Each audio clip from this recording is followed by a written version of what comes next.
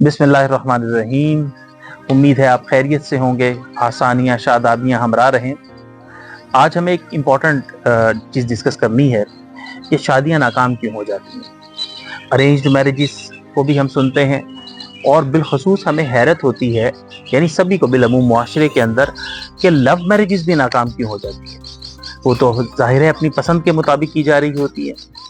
तो क्या वजह है पीछे जिसकी वजह से ये इत्तलात सुनने को मिलती रहती हैं और सेपरेशन के केसेस बढ़ रहे हैं। उसकी वजह पता है क्या है? उसकी वजह है आइडियल जिंदगी के बेसुरे ख्वाब, मिसाली जिंदगी का तसव्वुर।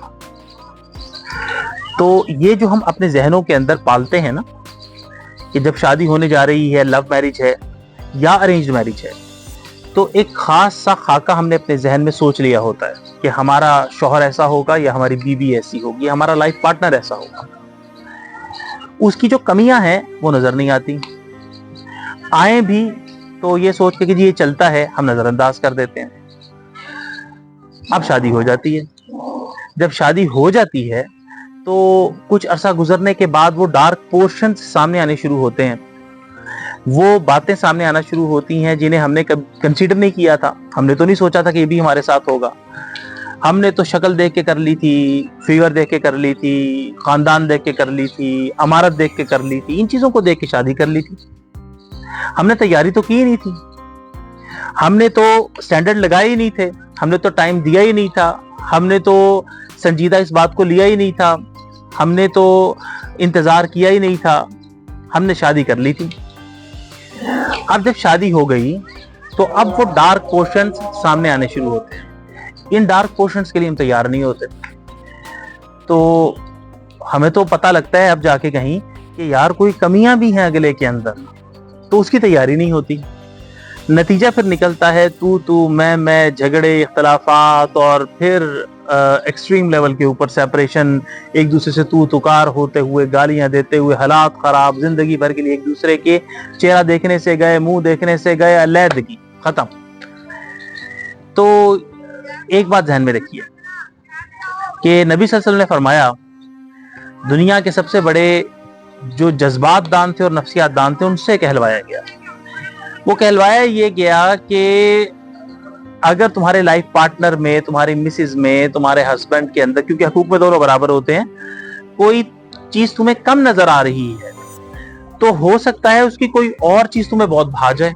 तो एकदम से फैसले ना ले लिया करो कि एक चीज के अंदर दूसरा हमारा साथी हमसे मुख्तलिफ है, तो दूसरी कई चीजों के अंदर आपको भा सकता है, क्योंकि हम सभी एक दूसरे से मुख्तलिफ हैं।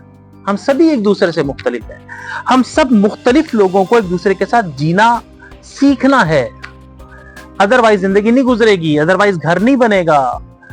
ये जो ईंटें रोड़े होते हैं, इनके मजमुए को घर नहीं कहते, इसको मकान कहते हैं।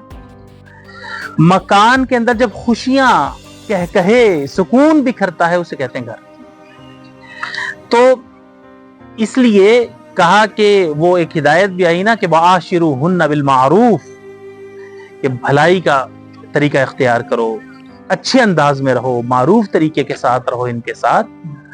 और हो सकता है कि अगर तुम्हें कोई चीज बहुत इनकी नापसंद आ रही हो, तो अल्लाह ताला ने दूसरी चीजों के अंदर बहुत सारी खैर इनमें रखी हुई हो।